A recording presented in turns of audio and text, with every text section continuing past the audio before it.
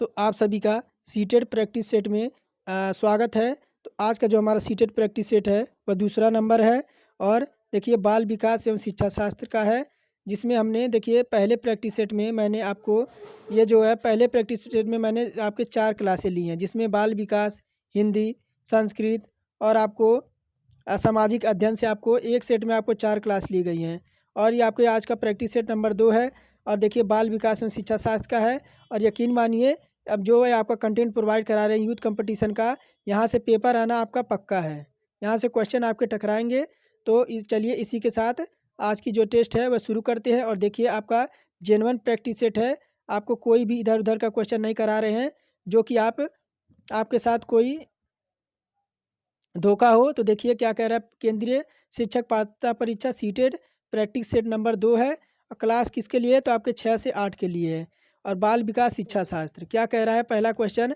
और देखिए मैं आपको कहता हूँ, अगर क्वेश्चन आपको छोटा लगे तो आप रोटेट मोड में देखिए, यानी लैंडस्केप मोड पे देखिए, आपको पूरा क्वेश्चन बड़ा दिखेगा। तो चलिए क्वेश्चन आपका बड़ा है, थोड़ा सा हम इसे क्या करते हैं, थोड़ा सा छोटा कर देते हैं। क्या कह रहा है कि ऑप्शन नंबर डी क्या कह रहा है, मैं अब फिर कह रहा हूँ कि आपको जो है मोबाइल को ऐसे मोड में आपको देखना है।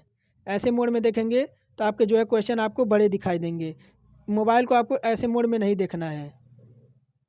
ये आपका जो है ये आपका नहीं, इस मोड में देखिए, आपको पूरा क्वेश्चन बड़ा दिखेगा। तो चलिए आज टेस्ट शुरू करते हैं। क्या कह रहा है पहला क्वेश्चन कि बच्चों द्वारा की जाने वाली त्रुटियों के संबंध में निम्नलिखित में से कौन सा कथन सत्य है। तो ऑप्शन नंबर ए है, यदि एक शिक्षक कक्षा में सभी बच्चों को त्रुटियों को सुधारने योग्य नहीं है, तो यह संकेत करता है कि शिक्षक शिक्षा की व्यवस्था में असफल है। फिर ऑप्शन नंबर बी कह रहा है, एक शिक्षक को प्रत्येक त्रुटियों पर ध्यान नहीं देना चाहिए, अन्यथा पाठ्यक्रम पूरा नहीं होगा। फिर ऑप्शन नंबर सी कह रहा है, प्रत्येक त्रुटि को सुधारने में बहुत अधिक समय लगेगा तथा एक शिक्षक के लिए थकने वाला होगा। या डी नंबर है, स्वयं बच्चे द्वारा त्रुटियों को सुधारा जा सकता है, इसलिए शिक्षक को उन्हें तुरंत ही नहीं सुधारना चाहिए। तो कौन सा होगा, तो ऑप्शन नंबर ए जो होगा वह आपका कथन सत्य होगा कि यदि एक शिक्षक कक्षा में सभी बच्चों को त्रुटियों को सुधारने योग्य नहीं है, तो इसका संकेत है कि शिक्षक जो है शिक्षा व्यवस्था में आपका असफल है। तो ऑप्शन नंबर ए हमारा करेक्ट हो जाएगा। फिर देखिए क्या कह रहा है ऑप्शन नंबर दूसरा कि नर्सरी कक्षा में शुरुआत करने के लिए कौन सी विषय आपकी विषय वस्तु सबसे अच्छी है। तो मेरा विद्यालय है, मेरा परिवार है, मेरा प्रिय मित्र है या मेरा पड़ोस है। तो कौन सा हो जाएगा, तो नर्सरी कक्षा में शुरुआत करने के लिए मेरा परिवार विषय वस्तु सबसे अच्छी है, क्योंकि नर्सरी कक्षा में बालक को आपका विद्यालय, मित्र, पड़ोस के बारे में ज्ञात नहीं होता है, लेकिन परिवार से संबंधित जैसे माता पिता, भाई बहन आदि के बारे में कुछ ज्ञान आपके अवश्य मिलते हैं। फिर तीसरा नंबर क्या कह रहा है, प्राथमिक कक्षा में सकारात्मक वातावरण निर्मित करने के लिए एक शिक्षक को क्या करना चाहिए। तो विभेद नहीं करना चाहिए और प्रत्येक बच्चे के लिए समान लक्ष्य सुनिश्चित करना चाहिए। या ऑप्शन नंबर बी कह रहा है कि समूह गतिविधियों के दौरान समाज नीति के आधार पर उन्हें अपने समूह बनाने की अनुमति देना चाहिए। या ऑप्शन नंबर सी कह रहा है कि सकारात्मक अंत वाली कहानियाँ सुननी चाहिए। या डी कह रहा है कि सुबह प्रत्येक बच्चे को अभिवादन करना चाहिए। तो कौन सा हो जाएगा तीसरे का, तो तीसरे का देखिए ऑप्शन नंबर ए हो जाएगा। क्या, तो ऑप्शन नंबर आपका ए हो जाएगा कि विभेद नहीं करना चाहिए। प्राथमिक कक्षा में सकारात्मक वातावरण निर्मित करने के लिए एक शिक्षक को विभेद नहीं करना चाहिए, प्रत्येक छात्र के लिए समान सुनिश्चित करना चाहिए। ऑप्शन नंबर ए हमारा जो है इसका करेक्ट हो जाएगा। फिर चौथा नंबर क्या कह रहा है, एक बच्चा जो आपकी ग्रस्त है, सा को वाच पढ़ता है, न्यूक्लियर को अनक्लियर अंतर नहीं कर पाता है। तो किससे पीड़ित है वो, डिस्क्लेसिया से या जबलिंग विकार से या डिस्क्लेसिमिया से या डिस्मोर्फिया से। तो किससे है, तो डिस्क्लेसिया एक प्रकार की मानसिक रोग है। आपकी डिस्क्लेसिया क्या है, तो एक प्रकार की मानसिक रोग है जिसमें अक्षर के क्रम को ज्ञान कम होता है, जिससे बालक अक्षरों के क्रम में आपका अंतर नहीं कर पाता है। तो आपका इसी वजह से जो है वाज आपके सा को वाज पड़ता है। फिर 5 नंबर देखिए क्या कह रहा है, निम्नलिखित में से कौन सी विशेषता समस्या समाधान उपागम का विषय चिन्ह है। तो ऑप्शन नंबर ए है, समस्या मौलिक होती है, सही उत्तर प्राप्त करने के लिए सामान्यतः एक उपागम होता है, समस्या केवल एक सिद्धांत प्रकाश पर आधारित है, या समस्या कथन में संकेत अंतर्निहित रूप दिया जाता है। तो कौन सा होगा पाँचवा नंबर, तो आपका ऑप्शन नंबर डी होगा। आपका ऑप्शन नंबर डी होगा 5वें का, कि समस्या कथन में संकेत अंतर्निहित रूप में दिया जाता है। यह विशेषता समस्या समाधान उपागम का प्रमुख आपका चिन्ह है। और 6वां नंबर क्या कह रहा है कि प्रतिभाशाली विद्यार्थी आपके शिक्षक से स्वतंत्र होते हैं, स्वभाव में अंतर्मुखी होते हैं, वह अपनी आवश्यकताओं को दृढ़पूर्वक नहीं कर पाते हैं, वह अपने निर्णय में आत्मनिर्भर होते हैं। तो प्रतिभाशाली विद्यार्थी कैसे होते हैं? तो वह प्रतिभाशाली आपके छात्र सदैव अपने निर्णयों में आपके क्या होते हैं? तो आत्मनिर्भर होते हैं। तो ऑप्शन नंबर डी करेक्ट हो जाएगा। फिर 7वां नंबर क्या कह रहा है? चिंतन की सूचना प्रक्रमण सिद्धांत में निम्नलिखित चरण आते हैं। तो चिंतन की सूचना में प्रक्रमण सिद्धांत में निम्नलिखित में आपके चरण आते हैं। तो क्रियान्वयन है, प्रतिक्रिया चयन है, श्रेणीकरण है, पूर्व प्रकरणमन है। क्या हो जाएगा? तो आपका देखिए इन चरणों को सही क्रम में है। तो कौन सा देखिए आपका ए है, बी है, सी है या डी है? कौन सा आपका सही आपका क्रम है? तो डी हो जाएगा। क्या? तो आपका डी हो जाएगा कि चिंतन के सूचना प्रकरण सिद्धांत का 4 निम्नमत है। पूर्ण संक्रमण क्या? तो आपका पूर्ण संक्रमण हो जाएगा। और आपका कौन सा होगा? तो प्रतिक्रिया चयन और प्रतिक्रिया क्रियान्वयन। क्या हो जाएगा? तो पूर्व प्रक्रमण, श्रेणीकरण, प्रतिक्रिया चयन और प्रतिक्रिया क्रियान्वयन। तो आपके 4 हो जाएंगे ये। फिर देखिए क्या कह रहा है 8 नंबर, सीखने संबंधित आपकी निर्योग्यताएं सामान्यतः हैं। तो औसत से श्रेष्ठ बुद्धि लब्धि वाले बच्चों में पाई जाती हैं, या लड़कियों की तुलना में अधिकतर लड़कों में पाया जाता है, या अधिकतर उन बच्चों में पाया जाता है जो शहरी क्षेत्रों के अपेक्षा ग्रामीण क्षेत्रों से संबंधित है, या ऑप्शन नंबर डी पूछ रहा है कि उन बच्चों में पाई जाती हैं जो विशेष जिनके पैतृक अभिभावक इस प्रकार की समस्या से ग्रसित होते हैं। तो सीखने संबंधित आपकी जो निर्योग्यता है वह सामान्यतः क्या होती है?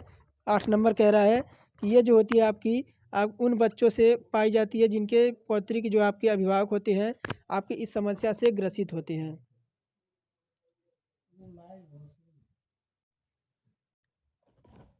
फिर देखिए 9 नंबर क्या कह रहा है कि मेनिका जो गणित की शिक्षिका है राधिका से एक प्रश्न पूछती है। राधिका से कोई उत्तर ना मिलने पर वह तुरंत मोहन से दूसरा प्रश्न पूछती है। जब वह उस महसूस होता कि मोहन उत्तर बताने में संघर्ष कर रहा है तो वह अपने प्रश्न के शब्दों को बदलती है। मोनिका को यह प्रवृत्ति प्रदर्शित करती है कि वह ऑप्शन नंबर ए है कि यह तथ्य से पूर्णतः परिचित है कि राधिका सवालों के जवाब देने से योग्य नहीं है, या ऑप्शन नंबर बी है अपने सवाल के प्रति थोड़ा घबरा गई है, या ऑप्शन नंबर सी है मोहन के पक्ष लेकर लिंग भूमिकाओं में रूढ़िबद्धता को बढ़ावा दे रही है। तो ऑप्शन नंबर सी हो जाएगा। क्या? ऑप्शन नंबर सी हमारा हो जाएगा कि मेनका राधिका से उत्तर ना प्राप्त होने पर जब वह मोहन से प्रश्न पूछती है परंतु मोहन आपका उत्तर देने से संघर्ष करता है, जिससे शिक्षिका प्रश्न के शब्दों से बदलकर मोहन को सहायता करती है। अतः यह स्पष्ट होता है कि शिक्षिका मोहन का पक्ष लेकर लिंग भूमिका में रूढ़िबद्धता को बढ़ावा दे रही है। ऑप्शन नंबर सी आपका 9वें का सही हो जाएगा। 10वां नंबर देखिए क्या कह रहा है, सीखने का आकलन निम्नलिखित का ध्यान रखता है सिवाय विद्यार्थियों की क्षमताओं से, विद्यार्थियों की आवश्यकताओं से, विद्यार्थियों की त्रुटियों से, या विद्यार्थियों के अधिगम शैलियों से। तो देखिए आपका ऑप्शन नंबर बी होगा। ऑप्शन नंबर बी होगा कि सीखने के लिए आज आकलन विद्यार्थियों की अनावश्यकता का ध्यान नहीं रखता है, जबकि सीखने की आकलन विद्यार्थियों की क्षमताओं, उनकी त्रुटियों, अधिगम शैलियों का ध्यान रखता है। तो ऑप्शन नंबर बी हमारा करेक्ट हो जाएगा। फिर 11 नंबर क्या कह रहा है, एक समान क्या कह रहा है देखिए थोड़ा सा इधर कर दें, एक समान जुड़वा भाइयों में से एक को सामाजिक आर्थिक रूप से धनाढ़ परिवार द्वारा गोद लिया जाता है। यानी एक जुड़वा दो जुड़वे भाई हैं, एक को सामाजिक आर्थिक रूप से आपके धनी परिवार द्वारा गोद लिया जाता है और दूसरे को एक निर्धर परिवार में यानी एक गरीब परिवार में जाता है। 1 वर्ष के बाद उनकी बुद्धि लब्धता यानी जो उनकी बुद्धि प्रमाण है निम्नलिखित में से क्या अवलोकित होने का सर्वाधिक संभावना है? तो दोनों समान रूप से अंक प्राप्त करेंगे, या धनी सामाजिक आर्थिक परिवार वाले लड़के की अपेक्षा निर्धन परिवार वाला लड़का अधिक अंक प्राप्त करेगा, या ऑप्शन नंबर सी कह रहा है कि सामाजिक आर्थिक बुद्धि लब्ध को प्रभावित नहीं करता है, या ऑप्शन नंबर डी है निर्धन परिवार वाले लड़के की अपेक्षा धनी सामाजिक आर्थिक परिवार वाला लड़का अधिक अंक प्राप्त करेगा। तो क्या हो जाएगा आपका 11 नंबर है। तो ऑप्शन नंबर सी होगा। क्या कि सामाजिक आर्थिक स्तर बुद्धि लब्धता को प्रभावित करती है? क्या? तो देखिए 2 लड़के हैं आपके, एक आपका धनी घर में जाता है, गोद लिया जाता है, तो दूसरा आपका गरीब घर में जाता है। तो आपका अगर इनका समान परीक्षा होता है तो ये किस पे निर्धारित होगा कि कौन ज़्यादा अंक प्राप्त करेगा? तो ऑप्शन नंबर सी होगा, किसी भी प्रकार से बच्चों की बुद्धि लब्धि को सामाजिक आर्थिक स्तर पर आपकी प्रभावित नहीं करती है। फिर देखिए 12 नंबर क्या कह रहा है, निम्नलिखित में से कौन-सा सूक्ष्म गति कौशल का उदाहरण है? तो दौड़ना है, लिखना है, चढ़ना है या फुदकना है? तो लिखना गणित कौशल का उदाहरण है। सूक्ष्म गतिक कौशल में सक्रियता निहित होती है, जैसे एक स्थान से दूसरे स्थान पर पहुंचना, अंगीकृत करना, देखना, लिखना, भुजाओं को घुमाना, यह सब होता है। तो आपका ऑप्शन नंबर बी करेक्ट हो जाएगा। और देखिए 13 नंबर क्या कह रहा है, वाइगोत्स्की के सिद्धांत का निहितार्थ क्या है? तो प्रत्येक विद्यार्थी को व्यक्तिगत रूप से दत्त कार्य देना या प्रारंभिक व्याख्या के बाद कठिन सवालों को हल करना, बच्चे की सहायता न करना, या ऑप्शन नंबर सी है, बच्चे उन संख्याओं की संगति में सर्वश्रेष्ठतम रूप से सीखते हैं या जिनकी बुद्धि लब्धि आपकी 85 से कम है, या ऑप्शन नंबर डी कह रहा है कि सहयोगात्मक समस्या समाधान है। तो वाइगोत्स्की का सिद्धांत पर क्या अंतर्निहित है आपका? 13 नंबर कह रहा है। तो क्या हो जाएगा? तो ऑप्शन नंबर डी हो जाएगा कि आपका जो आपके वाइगोत्स्की के अनुसार ज्ञान वातावरण में स्थित तथा सहयोगी होता है। अर्थात ज्ञान जो है विभिन्न व्यक्तियों और वातावरण जैसे आपके वस्तुओं का आकार, औजार, किताबें, मानवीय निर्माता और समुदायों से वितरित होता है। यह सिद्धांत सुझाता है कि दूसरों के साथ क्रिया और सहयोगात्मक क्रियाओं द्वारा जानने की प्रक्रिया गुणात्मक रूप से आपकी श्रेष्ठ होती है। क्या? तो ऑप्शन नंबर डी हो जाएगा। और 14 नंबर क्या कह रहा है, किशोरों का अनुभव कर सकते हैं, यानी किशोर का अनुभव कैसे कर सकते हैं? तो दुश्चिता, स्वयं को सरोकर या बचपन में किए गए अपराधों को प्रति डर के भाव से या आत्मसिद्धि के भाव से या जीवन के बारे में परितृप्ति के भाव से। तो क्या हो जाएगा? तो आपका ऑप्शन नंबर ए हो जाएगा। क्या? तो ऑप्शन नंबर हो जाएगा, किशोरों का अनुभव कैसे कर सकते हैं? तो किशोर जो आपका स्वयं में सरोकार का अनुभव कर सकते हैं। वह अपने रंग रूप, स्वास्थ्य, मान सम्मान, आर्थिक स्थिति, सामाजिक शैक्षिक प्रगति और व्यवस्था आदि के प्रति वह सदैव आपके क्या होते हैं? तो व्यग्र रहते हैं। तो ऑप्शन नंबर ए हमारा करेक्ट हो जाएगा। 5वां नंबर 15 क्या कह रहा है, शारीरिक रूप से सक्षम बच्चों को सामान्यतः होता है। तो क्या? तो आपकी डिस्थीमिया या डिस्केलुकुलिया या डिस्लेक्सिया या डिस्कोग्राफिया क्या हो जाएगा? तो शारीरिक रूप से सक्षम बच्चों को सामान्यतः होता है, क्या होता है? 15 नंबर पूछ रहा है। तो आपका डिस्कोग्राफिया, क्या? डिस्ग्राफिया जो होता है यह कोई रोग नहीं बल्कि यह एक प्रकार का विकार होता है जो शरीर के रूप में सक्षम बच्चों में सामान्य पाया जाता है। इसमें बच्चे को लिखावट व समझने की क्षमता पर असर पड़ता है। फिर 16 नंबर क्या कह रहा है, आंशिक पुनर्बलन क्या है? आंशिक पुनर्बलन क्या है? तो सतत पुनर्बलन की अपेक्षा कम प्रभाव होता है या वास्तविक कक्षा कक्ष में अनुप्रयुक्त नहीं किया जा सकता है, या ऑप्शन नंबर सी है, पशुओं की प्रशिक्षित करने में सर्वाधिक कार्य करता है, या ऑप्शन नंबर डी है, सतत पुनर्बलन की अपेक्षा अधिक प्रभावी होता है। तो क्या आ जाएगा 16 नंबर में? तो ऑप्शन नंबर डी हो जाएगा कि आंशिक पुनर्बलन से अभिप्राय कई सही अनुक्रियाओं के आपके पुनर्बलन देने से है। सतत पुनर्बलन की अपेक्षा अधिक प्रभावी होता है क्योंकि इसमें छात्र की किसी अनुक्रिया पर आपके मिलेगा इसका पता नहीं होता है कि इससे वह प्रत्येक अनुक्रिया के तत्परता से करता है। तो ऑप्शन नंबर क्या हो जाएगा 16 का? आपका डी हो जाएगा। और एक सशक्त विद्यालय अपने शिक्षकों में निम्नलिखित योग्यताओं में से किसे सर्वाधिक बढ़ावा देगा? तो अनुशासित स्वभाव को, प्रतिस्पर्धात्मक अभिवृत्ति को, प्रशिक्षण करने की प्रवृत्ति को, या स्मृति को। तो आपका जो है देखिए 17 नंबर क्या कह रहा है कि एक सशक्त विद्यालय अपने शिक्षकों में निम्नलिखित योग्यताओं में से सदैव प्रतिस्पर्धात्मक अभिवृत्ति को सर्वाधिक बढ़ावा देगा। क्या? तो प्रतिस्पर्धात्मक जो आपकी अभिवृत्ति है यह इसे सर्वाधिक बढ़ावा देगा। ऑप्शन नंबर 17 का भी करेक्ट हो जाएगा। और देखिए 18 नंबर क्या कह रहा है, निम्नलिखित में से अंत विषयी अनुदेशन का सर्वोत्कृष्ट लाभ है कि पाठ योजना बनाने और गतिविधियों को शिक्षकों को अधिक लचीलेपन की अनुमति होती है। ऑप्शन नंबर बी कह रहा है कि विद्यार्थियों को सीखे गए ज्ञान के वह बहु संदर्भों में अनुप्रयोग करने और सामान्यीकरण के अवसर दिए जाते हैं। क्या हो जाएगा 18 का? तो ऑप्शन नंबर बी होगा।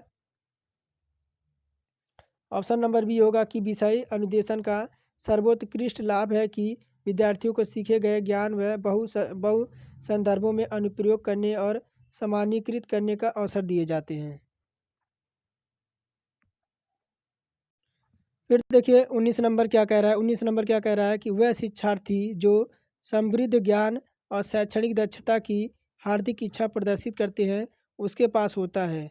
तो क्या होता है? ऑप्शन नंबर ए कह रहा है निष्पादन उपागम अभिविन्यास या निष्पादन परिहार अभिविन्यास या कार्य परिहार अभिविन्यास या नैपुण्यता अभिविन्यास।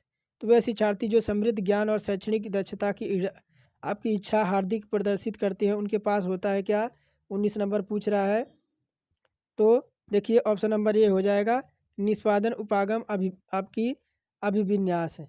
तो जिन शिक्षार्थियों के पास आपके निष्पादन उपागम अभिविन्यास होता है वह शिक्षार्थी समृद्ध ज्ञान शैक्षणिक दक्षता की हार्दिक इच्छा प्रदर्शित करते हैं।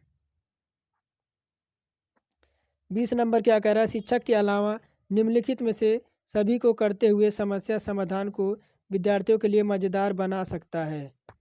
तो ऑप्शन नंबर ए कह रहा है सृजनात्मक चिंतन के लिए असीमित अवसर उपलब्ध कराने या जब विद्यार्थी स्वयं से कोई कार्य करने की कोशिश कर रहा हो तो उनसे परिपूर्णता की अपेक्षा करना, या सी नंबर है मुक्त अंत वाली समग्र उपलब्ध कराना, या डी है मुक्त खेल के लिए समय देना।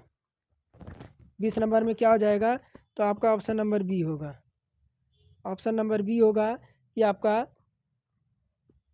शिक्षक को जब विद्यार्थी स्वयं से कोई कार्य करने की कोशिश कर रहा हो तो उसे पूर्णतः अपेक्षा नहीं करनी चाहिए क्योंकि बल्कि उनके द्वारा किए गए त्रुटियों को कम करने के लिए उन्हें प्रेरित करना चाहिए।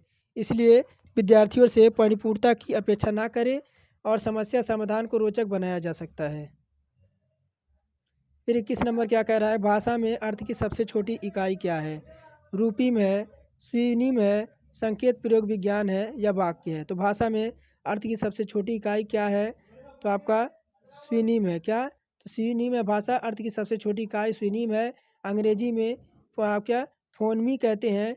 यह स्वनिम उच्चारित भाषा एक ऐसी लघुत्तम इकाई है जिसमें दो ध्वनियों का अंतर स्पष्ट होता है। 22 नंबर क्या कह रहा है कि बहुबुद्धि सिद्धांत निम्नलिखित निहितार्थ देता है सिवाय। ऑप्शन नंबर ए कह रहा है विविध तरीकों से सीखने का आकलन किया जाता है, या बी कह रहा है संवेगात्मक बुद्धि लब्धि से संबंधित नहीं है, या सी है बुद्धि प्रक्रमण संख्याओं के एक विशिष्ट समुच्चय है जिसका प्रयोग समाधान के लिए किया जाता है, या डी कह रहा है कि विषयों को विभिन्न तरीकों से प्रस्तुत किया जाता है। क्या आ जाएगा? तो ऑप्शन नंबर सी होगा। क्या होगा? तो ऑप्शन नंबर सी होगा आपका कि बहुबुद्धि सिद्धांत के अंतर्गत विविध तरीकों में सीखने का आकलन किया जाता है। यह किसी भी प्रकार के संवेगात्मक बुद्धि से आपकी संबंधित नहीं है। बहुबुद्धि में विषयों को विभिन्न तरीकों से प्रस्तुत किया जाता है किंतु आपकी बुद्धि प्रकरण संख्याओं का एक विशिष्ट समुच्चय है जिसका प्रयोग समाधान के लिए किया जाता है। फिर 23 नंबर क्या पूछ रहा है? निम्नलिखित में से कौन सा सीखने के लिए अधिकतम रूप से आपका अभिप्रेरित करता है? सीखने के लिए कौन सा जो है आपका अभिप्रेरित करता है? तो ऑप्शन नंबर ए कह रहा है कि असफलता से बचने के लिए अभिप्रेरणा, या ऑप्शन नंबर बी है बहुत सरल या कठिन लक्ष्यों को चयन करने की प्रवृत्ति, या सी है लक्ष्यों को प्राप्त करने में व्यक्तिगत संतुष्टि, या डी है बहा कारक। क्या हो जाएगा 23 का? 23 का क्या हो जाएगा?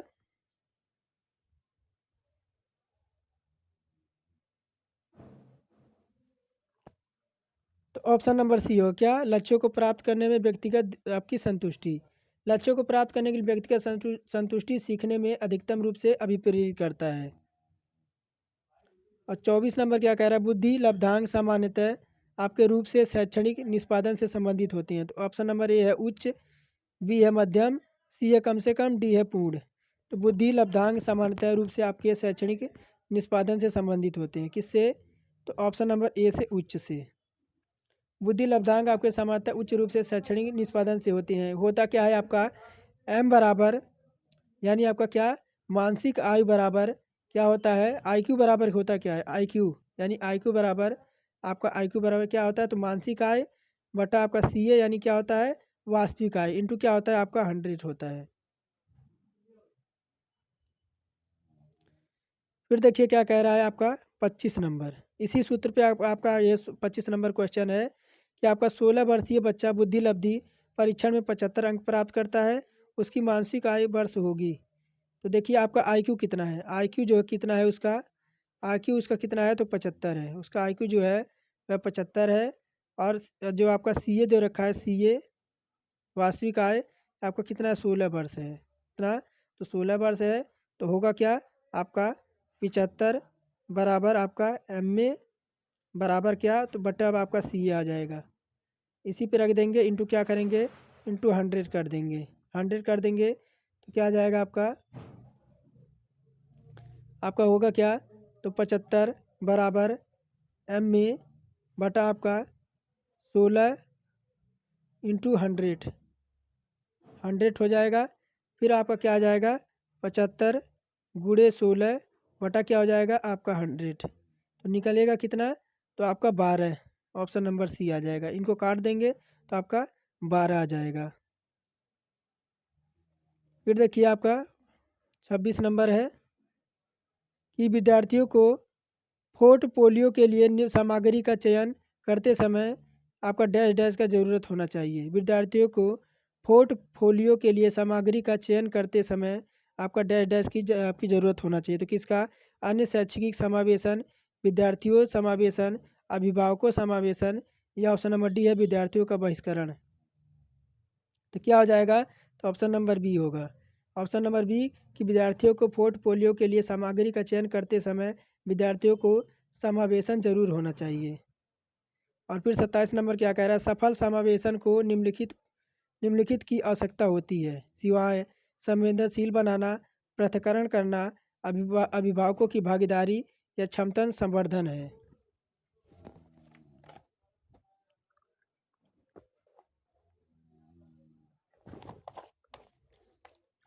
तो कौन सा हो जाएगा आपका 27 का तो ऑप्शन नंबर बी हो जाएगा पृथक्करण। सफल समावेशन के लिए शिक्षक को संवेदनशील होना एवं अभिभावक को भागीदारी और छात्रों को अलग अलग संवर्धन आवश्यक है सिवाय आपके पृथक्करण के। तो ऑप्शन नंबर बी हमारा 27 का करेक्ट हो जाएगा। फिर देखिए 28 नंबर क्या कह रहा है कि विद्यालय में लिंग भेदभाव से बचने के लिए सर्वोत्तम तरीका हो सकता है क्या तो शिक्षक द्वारा उनके लिंग पक्षपात व्यवहार को अभिज्ञान, या बी है पुरुष एवं महिला शिक्षकों को समान संख्या में भर्ती करना, या सी कह रहा है विद्यालय में लिंग भेदभाव को दूर करने के लिए नियम बनाना और कड़ाई से पालन करना, या डी है संगीत प्रतियोगिताओं के लिए लड़कियों की अपेक्षा अधिक लड़कों का चयन करना। तो लिंग भेदभाव से बचने का सर्वोत्तम तरीका क्या हो जाएगा 28 नंबर में तो ऑप्शन नंबर ए हो जाएगा कि शिक्षकों के द्वारा उनके लिंग पक्षपात पूर्ण व्यवहार का अभिज्ञान। तो विद्यालय में लिंग भेदभाव से लिंग भाव से सॉरी विद्यालय में लिंग भेदभाव से बचने के लिए सर्वोत्तम तरीका है कि शिक्षकों द्वारा उनके लिंग पक्षपात पूर्ण व्यवहार को अभिज्ञान कराना होगा। फिर 29 नंबर क्या कह रहा है देखिए कि